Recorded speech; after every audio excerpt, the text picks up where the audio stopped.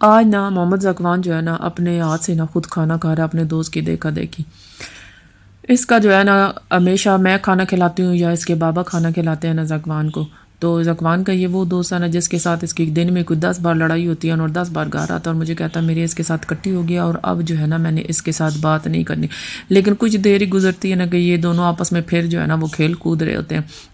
بچوں کی یہی چھوٹی سی جو عادات ہے نا جو ہمارے نبی پاک صلی اللہ علیہ وسلم کو بہت پسند تھی، کیوں یہ بات اپنے دل میں نہیں رکھتے اور مطلب اگر ناراض ہوتے ہیں نا تو فوراً یہ بچے جو ہے نا آپس میں راضی بھی ہو جاتے ہیں. آج کل کے دور میں کیا چل رہا ہے جی، بہن بھائی آپس میں ناراض ہو رہے ہیں. انہوں نے اپنے بچوں کی وجہ سے ایک دوسرے کے ساتھ مرنا اور جینا جو ہے نا وہ ختم کر کے رکھ دیا.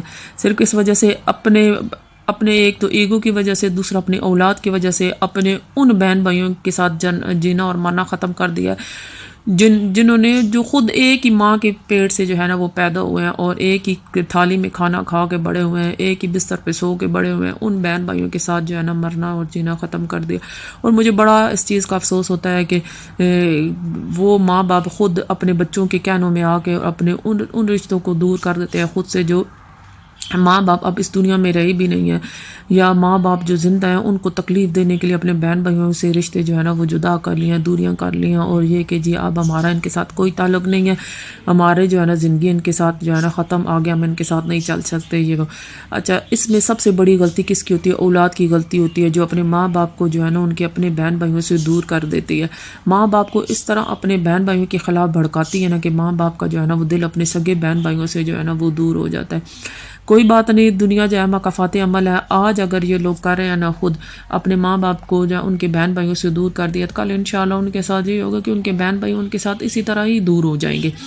آج وہ اگر کر رہے ہیں نا، کل جو وقت آ رہا ہے نا اس سے بھی برا وقت آ رہا ہے. اچھا، مجھے اپنے بہن بھائیوں سے بہت پیار ہے نا، تو اس چیز کو دیکھ کے نا میں اپنے اللہ سے بڑی دعا کرتی ہوں اور بڑا میں ڈرتی ہوں کہ میرے اللہ کبھی بھی مجھے میرے بہن بھائیوں کے دل میں کبھی ان کے لیے میرے دل میں نفرت نہ لے کے آنا، اور نہ کبھی میرے دل میں ان کے لیے نفرت لے کے آنا یا ان کے دل میں میرے لیے نفرت کبھی آئے.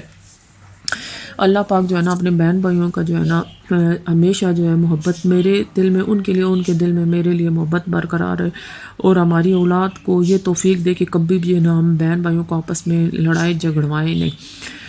بہرحال جناب، آج نا میں کیا کر رہی تھی نا، صبح کے ٹائم میں نے ایک کہانی پڑھی تھی نا اور میرا وہ بڑا دل کیا تھا کہ آج جو ہے نا وہ میں کہانی کے ایک سچا واقعہ آپ لوگوں کے ساتھ نا وہ شیئر کروں. تھوڑا سا اس ٹاپک سے ہٹ کر ہے، لیکن یہ ہے کہ یہ حسد اور نفرت پہ جو ہے نا وہ ایک عورت نے نا مطلب ایک عورت نفرت اور حسد پہ اس حد تک چلی گئی ہے نا کہ اس نے اپنا دین اور ایمان اور آخرت سب کچھ اس نے برباد کر کے جو ہے وہ رکھ دیا. اچھا، یہ بالکل سچا واقعہ نا وہ عورت بتاتی ہے نا، میں اسی کی زبانی آپ لوگوں کے ساتھ جو ہے وہ شیئر کرنے لگی ہوں. اچھا، ایک عورت بتاتی ہے نا، میں ایک اسکول کی پرنسپل ہوں. اللہ نے مجھے مال، حسن، طاقت اور اولاد سے نوازا. میرے شوہر کا بھی ایک مقام ہے، لیکن میرے شوہر نے دوسری شادی کی تو میری زندگی ویران ہو گئی. سب لوگ میری سوکن کی دینداری کی تعریف کرتے ہیں، بات مجھے اور زیادہ حسد میں ڈالتی تھی. میں نے دیکھا کہ میرے شوہر بھی اس کی دینداری کی تعریف کرتے ہیں اور کہتے ہیں کہ وہ اللہ کے بہت قریب ہے. جب میں اس پر بات کرتی یا کچھ برا کہتی تو وہ مجھے کہتا اس پر ظلم نہ کرو، وہ اللہ والے میں سے ہے. یہ سن کر میرا دل حسد سے جل اٹھتا تھا. میں ڈرتی کہ وہ ماں نہ بن جائے. میں نے اپنے کولیگ سے اپنے دل کا حال بیان کیا تو اس نے مجھے مشورہ دیا کہ اس کا حمل بند کرا دو، اس پر جادو کروا دو تاکہ وہ طلاق لے لے. شروع میں نے انکار کیا اور ڈر گئی، تو اس نے کہا جب وہ طلاق لے لے گی تو اس کے حق میں صدقہ دینا اور اللہ تعالیٰ سے توبہ کر لینا. شیطان میرے دل پر غالب آ گیا اور میں نے ہاں کر دی. ہم علاقے کے مشہور جادوگرنی کے پاس گئے. جب میں نے اس سے کہا میں نہیں چاہتی کہ میری سوکن حاملہ اور چاہتی ہوں کہ وہ طلاق لے لے. جب میرا دل اور سیاہ ہو گیا تو میں نے مزید کہا کہ میں یہ بھی نہیں چاہتی کہ وہ میرے شوہر یا کسی اور سے بھی ماں بنے. جادوگرنی نے کہا مجھے اس کی خوشبو یا کوئی ذاتی چیز چاہیے چاہیے. میں نے اپنی بڑی بیٹی اور اس کے ساتھ مشورہ کیا. ہم نے پلان بنایا کہ بیٹی اپنے باپ سے ملنے اور اس سے ہمارے گھر کھانے پر بلائے. مقصد یہ تھا کہ اس کی کوئی چیز حاصل کرنے کی بجائے حاصل کی جائے. بیٹی اس کی چادر لے آئی اور مجھے دے دی. میں نے وہ چادر جادوگرنی کو دے دی اور اس نے کہا وہ کبھی ماں نہیں بنے گی. اس نے مجھے کچھ چیزیں دی کہ جنہیں میں اس جگہ پر چھڑکوں جہاں وہ داخل ہوتی ہے اور کچھ چیزیں کھانے میں ملاؤں. میں نے اسے اپنے گھر بلانے پر کھانا کھلایا اور بہت پیار سے کہا ہم سب بہنوں کی طرح ہیں، تم آج رات میرے ساتھ کھانا کھاؤ. میں نے وہ سحر اس دروازے پر چھڑکا جہاں سے وہ میری سکن داخل ہونے والی تھی. وہ دوسرا سحر قہوے میں ملا دیا. میں خوشی سے پاگل ہو رہی تھی. جب میں نے اسے وہ قہوہ پیتے دیکھا مجھے لگا جس سے میں نے دنیا جیت لی ہو. لیکن مجھے کیا خبر تھی کہ میں نے اپنا دین دنیا اور آخرت برباد کر لی ہے۔ چند دنوں کے بعد اسے شدید بلیڈنگ شروع ہو گئی جو 3 ہفتے تک بلکہ 1 مہینے تک جاری رہی۔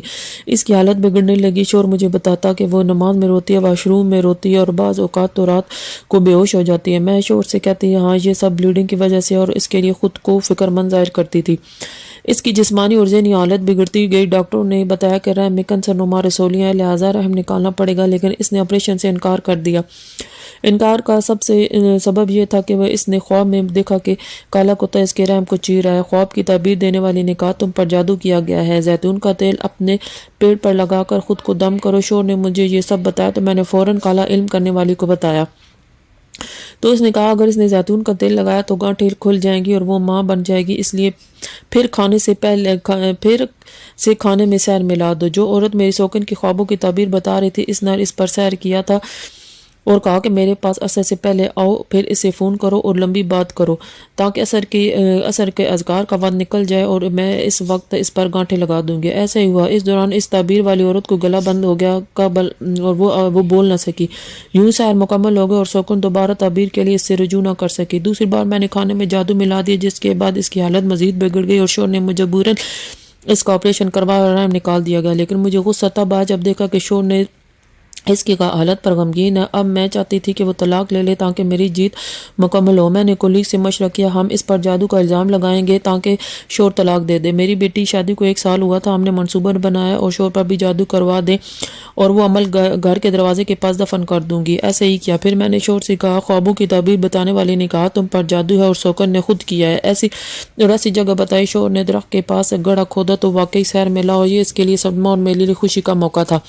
شوہر نے بیوی کے بھائی کو فون کیا اور کہا کہ تیری بہن کافرہ فاجرہ اور جادوگرنی ہے، وہ مجھ پر حرام ہوگی۔ 3 طلاقیں اس نے دے دی۔ اس نے سفلی جادو کی تصویریں بھی بھیجی۔ میں نے سمجھا کہ جیت میری ہو گئی ہے، لیکن انجام میرے لیے، بیٹی کے لیے اور کولیگ کے لیے تباہی تھا۔ اب شوہر کو اس عورت سے طلاق دیے 5 سال ہو گئے، میری بیٹی کو طلاق ہو گئی اور وہ بانجھ ہو گئی۔ ایسا عجیب مرض لگا کہ اس کے انڈے ختم ہو گئے۔ اب وہ انسان نفسیاتی علاج لے رہی ہے۔ میری ساتھی کا اکلوتا بیٹا ایک حادثے میں مر گیا اور وہ شدید ذہنی دباؤ کا باعث دماغی اسپتال میں زیر علاج ہے۔ شوہر کو خواب آتے ہیں کہ اس کا محروم والد ناراض اور وہ قرآن کی آیت پڑھتا ہے۔ معاملہ یہاں ختم نہ ہوا، مجھے میرے کام سے نکال دیا گیا، ایک بہت بڑی بدنامی ہوئی۔ سازش کے تحت مجھے تعلیم کے شعبے سے نکالا گیا اور میری عزت خاک میں مل گئی۔ عبرت کا مقام جو دوسروں کی زندگی برباد کرتا ہے اس کی دنیا اور آخرت برباد کر دیتا ہے۔ پھر میرا سب سے لاڈلا بیٹا چرس قادی اگر وہ نشے کے لیے علاج میں اسپتال میں داخل رہی۔ میری بات تو مجھ پر کام کی جگہ پر الزام ثابت ہو گیا تھا، میں بدنام ہو گئی۔ مجھے آج تک سمجھ نہیں آیا سب کیسے ہوا۔ پھر میری طبیعت بگڑنے لگی۔ جب چیک کروایا تو پتہ چلا کہ میں دماغ کے کینسر میں مبتلا ہوں اور کینسر کی ریڑھ کی ہڈی تک پہنچ چکا ہے اور جسم میں تیزی سے پھیل رہا ہے۔ اس بیماری کی تشخیص اور اسپتال میں داخل ہونے کے بعد میرے شوہر نے دوسری شادی کا لیے مجھے مکمل طور پر بھول گیا۔ میں اب اپنی مرض کے آخری مراحل میں ہوں اور صرف اللہ سے رو کے دعائیں مانگتی ہوں۔ میں نے سب کچھ ایک دن میں نے اپنے سوتن کو سب کچھ سچ بتا دیا۔ اس نے روتے ہوئے کچھ الفاظ یوں کہے جسے سن کر میری روح خواہش تھی کاش میں 100 بار مر جاتی اور یہ الفاظ نہ سنتی۔ اس نے کہا تو نے مجھے ماں بننے سے محروم کر دیا، میرے دین میں مجھ پر ظلم کیا، مجھ پر میرے شوہر کے گھر سے بدنامی اور جھوٹے جادو کے الزام میں نکالا اور آج نہ میرے پاس بچے ہیں نہ شوہر ہے، صرف تیرے ظلم کی وجہ سے۔ اللہ تجھ پر اپنی رحمت حرام کر دے، اللہ تجھ پر اپنی رحمت حرام کر دے، اللہ تجھ پر اپنی رحمت حرام کر دے۔ یہ واقعہ سبق اس دل کے لیے جو حسد، جادو، جو ظلم کے راستے پر ہے، انجام ہمیشہ بربادی ہے۔ اس عورت نے نفرت میں آ کے نہ اپنے ذات پہ بھی ظلم کیا، اپنے بچوں پہ بھی ظلم کیا، اپنی آخرت اس نے برباد کی۔ اللہ تعالیٰ سے دعا کرتے ہیں کہ اللہ پاک ہر اس انسان کی شر سے ہمیں بچائے جو ہمیں تکلیف کی انتہا تک لے کے جاتے ہیں۔ بہرحال جناب، میرا یہاں پہ ولاگ اب ختم ہونے والا ہے، میں اجازت چاہتی ہوں۔ اللہ حافظ۔